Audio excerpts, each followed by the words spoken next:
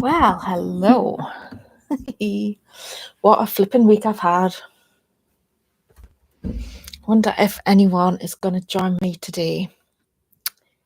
Well, I've got my cup of tea ready and a list of things to talk about because, well, what an eventful week. Is it only Wednesday? Yes, it has. It's been exactly a week since it all started, but I think just get rid of the tea bag. I'm gonna wait a minute to see if anybody comes on, because I don't really want to talk to myself. So if you're watching this back, I'm just waiting to see if anyone comes on.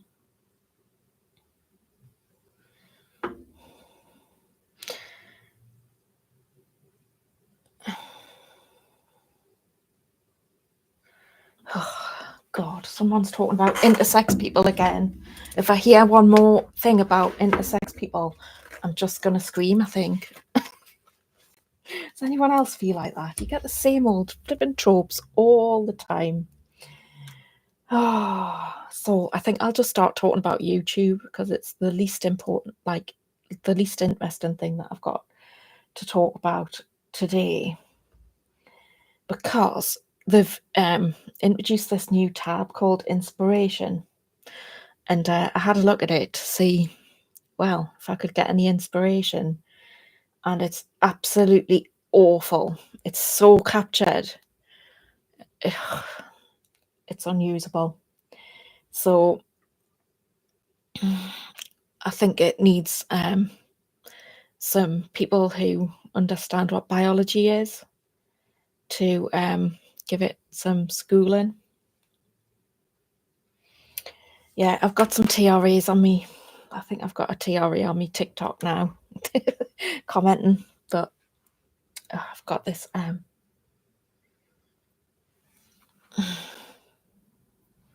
keep getting mascara on me eyelids.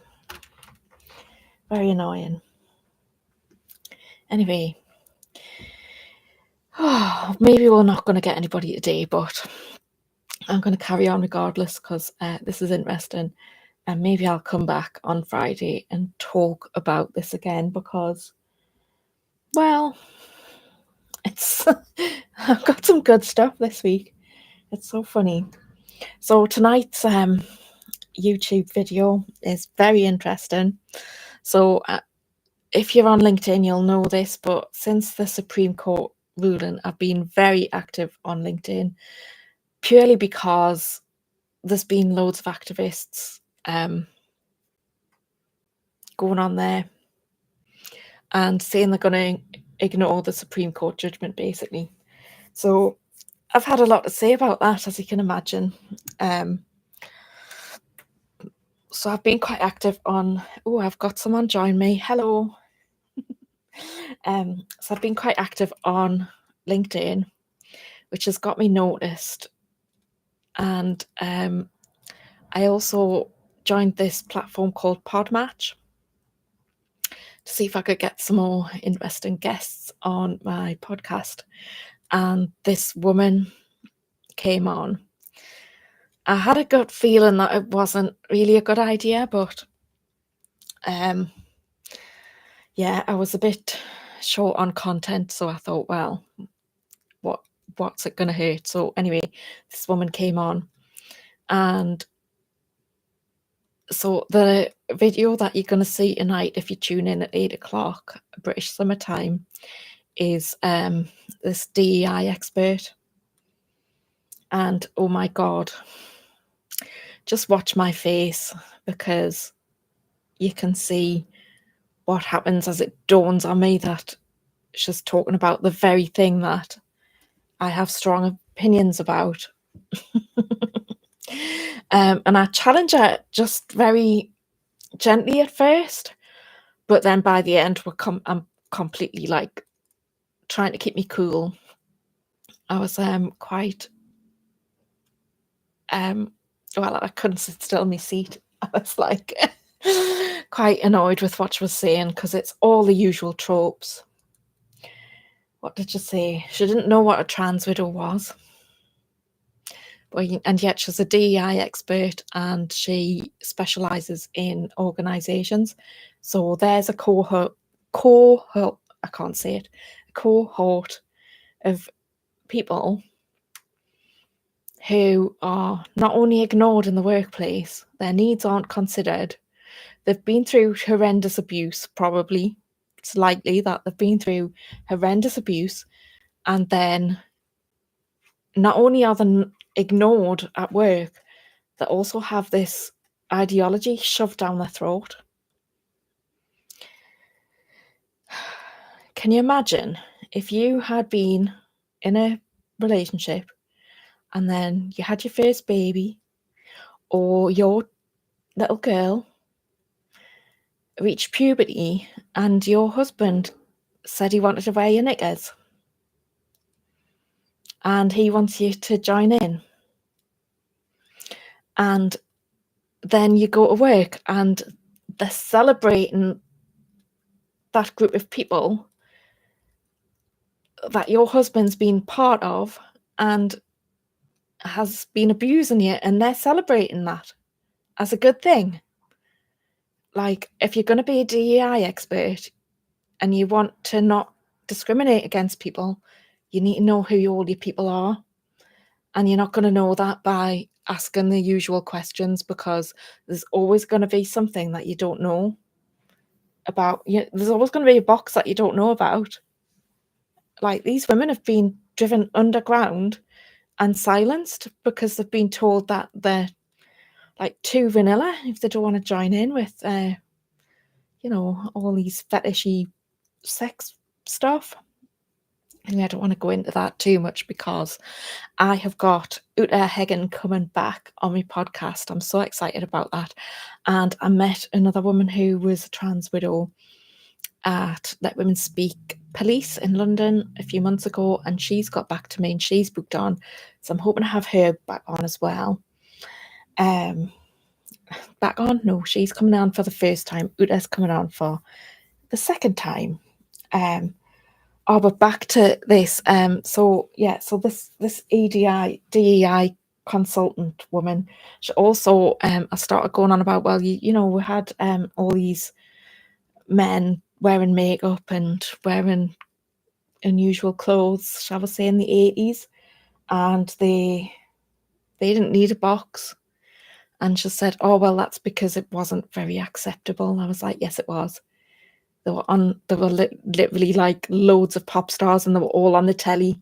They were all on Top of the Pops. And I mean, she was American, so she might not have understood the cultural reference there. But I mean, Top of the Pops, if you're young or you don't live in the UK, Top of the Pops was like the program that you watched. I think it was on a Thursday at 7:00. Everybody watched it, and it was like the music charts. So everybody wanted to watch the countdown from 10 to 1 to see who was number one.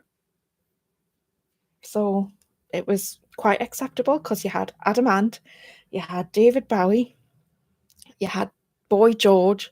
And I remember being really little when Boy George was on and not being able to work out if he was a man or a woman, but thinking, well, yes, he is a man, but is he? Like, and being quite confused as when I was little. But obviously, as I grew up, I obviously realised that he was just a man. But, nowadays, we're actually telling children that men are women.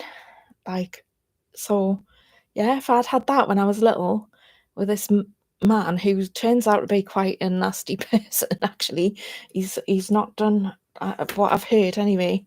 Don't know it to be true. That Boy George handcuffed someone to a radiator and stuff. So, yeah, you don't want to be breaching safeguarding anyway, do you? So, yes, so there is that. But on the back of that, I have got a lovely woman coming on my podcast who does HR, and she wants to set the record, kind of set the record straight about what some of these things that this woman said. So that's going to be great, because the other thing that you will find on tonight, if you're watching, is that she says loads of things and I don't manage to challenge her on everything, just because it was just one thing after another. And I didn't really think quickly enough to challenge every single thing she said. And one of the things that I'm kicking myself for not challenging was, she said, oh, well, talking about nasty people, straight white men are the worst in terms of data for crime. And obviously I don't have the data to hand, and I didn't at the time, but I'm pretty sure that isn't true.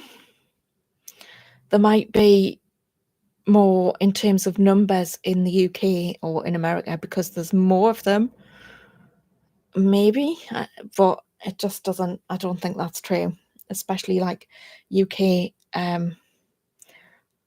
You know, we haven't got, like, white people are the majority, so they will perpetrate the majority of crime.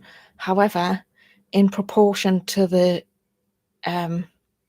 numbers, the demographics look different to that. So it's a bit more complicated, isn't it? So yes, so we'll have that tonight, and I hope you're going to tune in.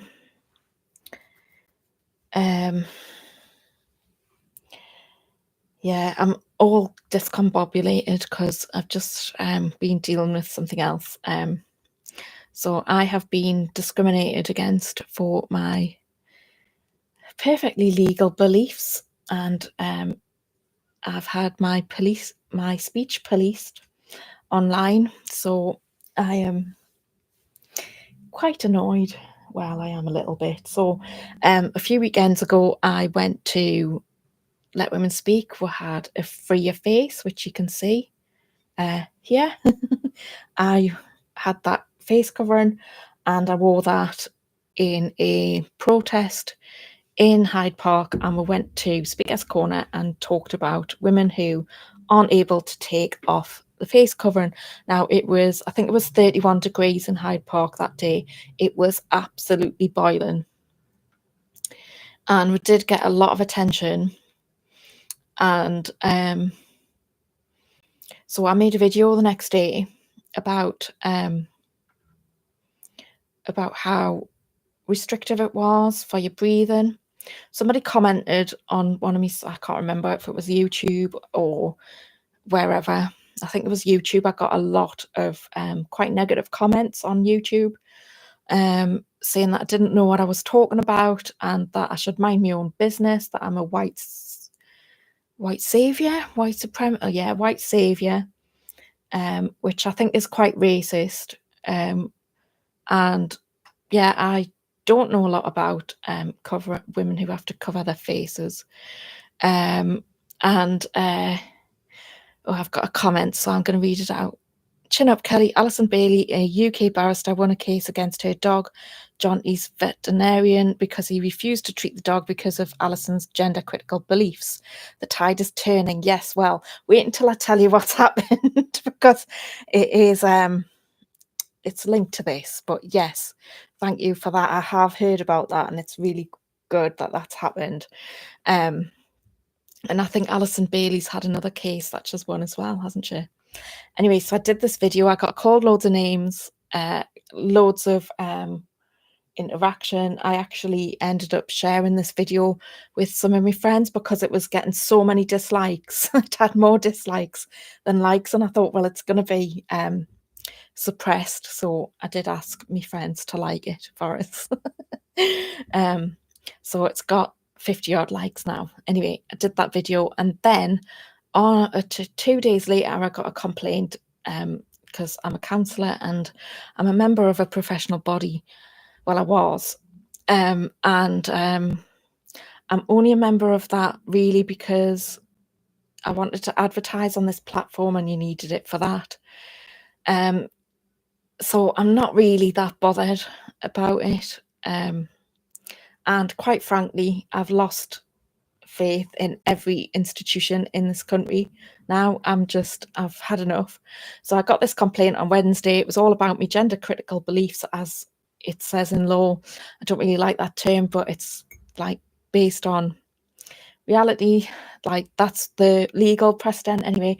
So and also calling me racist because there was a screenshot of me wearing this, saying I was racist when I was highlighting what women might have to suffer. So I was saying that in the video, I was saying that it was really hot, I couldn't breathe properly. Someone said it was me weight, and that was why I couldn't breathe.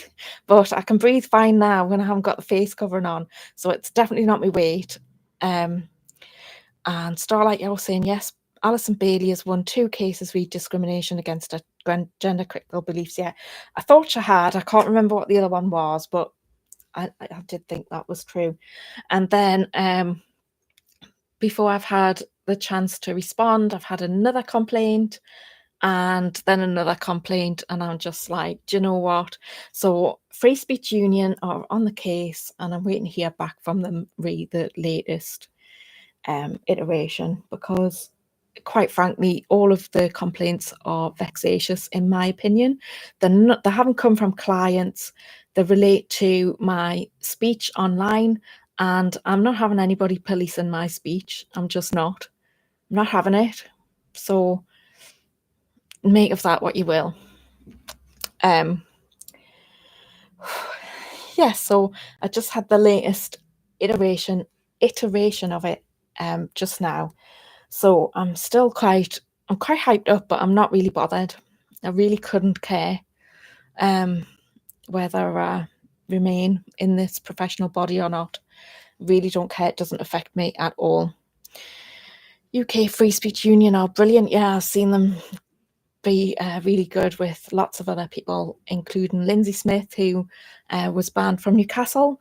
She, her mum and her run a cafe around the corner from where I live. So in there all the time having cake, and I highly recommend it. Yeah, but we had a really good time at the picnic, and yeah, it's caused quite a lot of controversy. Apparently, I don't know what I'm talking about. All the women really like wearing the face coverings. I don't know how they could, but I'm just making it up. But I actually have seen testimony, lots of testimony. But they said that I shouldn't follow Kelly J. Keane because she's spreading wrong information. And yeah, women really like wearing outfits that cover their face. Now, I don't believe that. I know about coercive control. I know about coercive control, and I've seen some horrendous videos online of women being beaten up and all sorts. And I've heard of in the news, women being killed for not wearing face coverings and stuff. So I just think it makes you like not seen. It takes away your humanity. And I wasn't really speaking for anybody other than the actual thing in writing that I had and my experience of wearing it on Sunday. So I was trying not to overstep anybody, like trying to represent anybody else's perspective on it. It was really my perspective, and then some testimony as well, because I don't like to speak for other people. I try not to, but the very fact that I got so much pushback tells me that I hit the spot.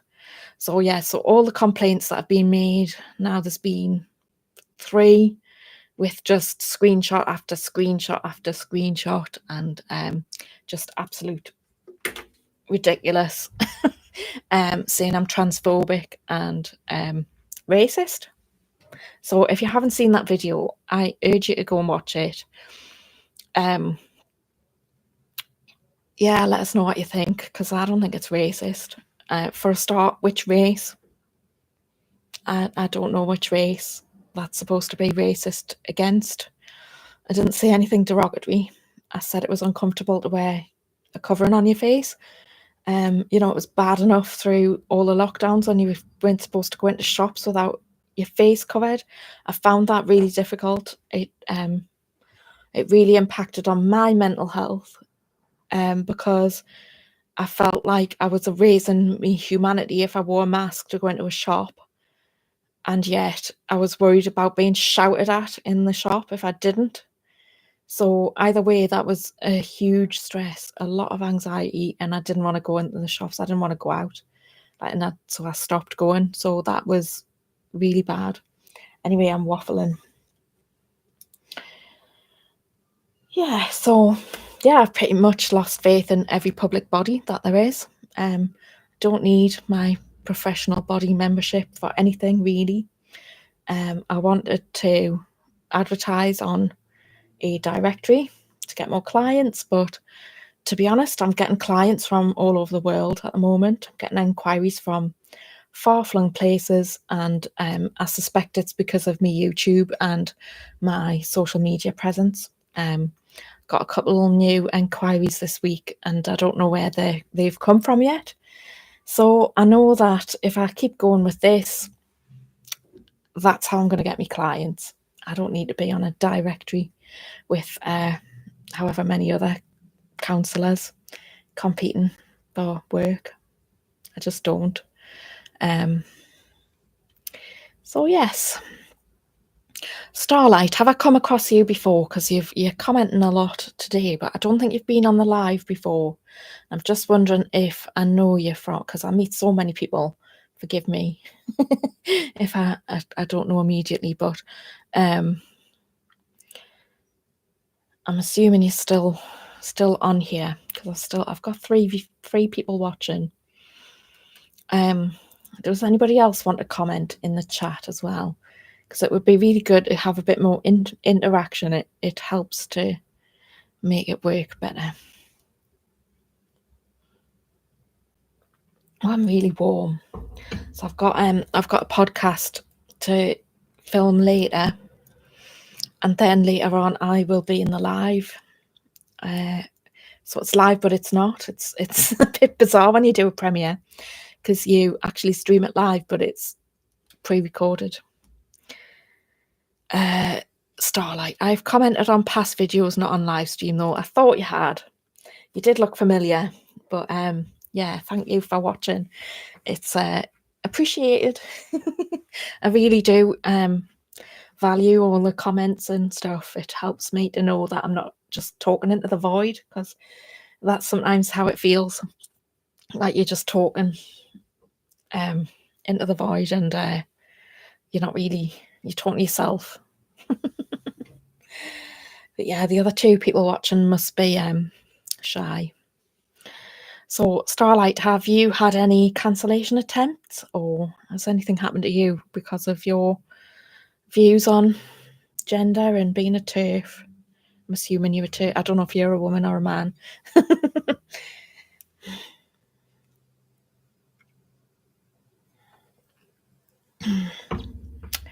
It's really warm in my office. The sun's starting to come through the window. Yeah, so I have. So there's been 3 complaints, and the first one had 3 separate people complained about me, all with the same things, all about the same thing.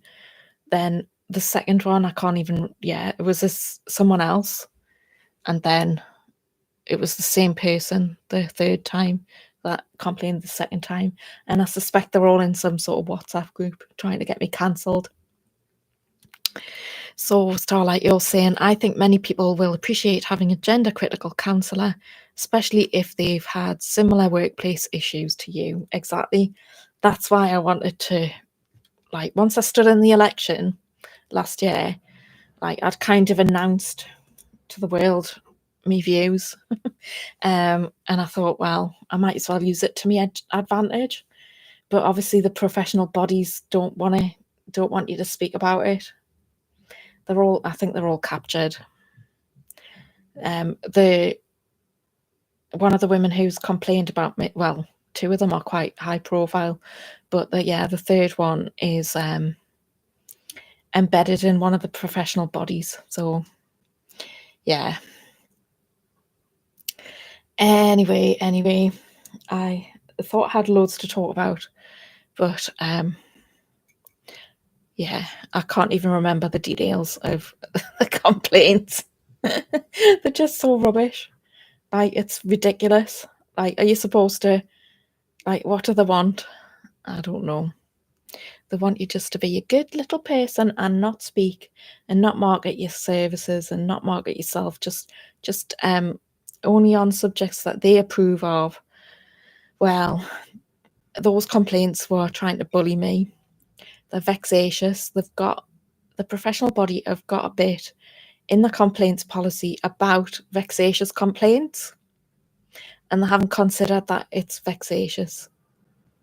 And yeah, they've also said that because I didn't, the third person asked who my professional body was, and I didn't tell her, and apparently that's a breach of the ethics, because I should just tell any random Tom, Dick, or Harry how they should complain about me if I'm asked. Like, she's not my client. None of my clients have complained. Like, why should I tell someone randomly on social media so that they can denounce me? So they can put in a vexatious complaint. Anyway, so that's me this week.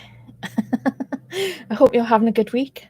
I shall log off in a minute because I've got to get ready for this podcast that I'm going to record. It's a woman who has been homeless, and I was homeless as a teenager, so thought it might be interesting to get her perspective, because I don't think I've ever met anybody who's been homeless and then has made a success of their life before. Not that I'm saying that you're destined to be put on the scrap heap and I'm some amazing person. Just the situation I found myself in my teens. Yeah, so we're going to have that if she turns up, because there's been quite a few people who've booked onto my podcast recently who haven't turned up, and I think it's this platform, so I don't think I'm going to stay on it.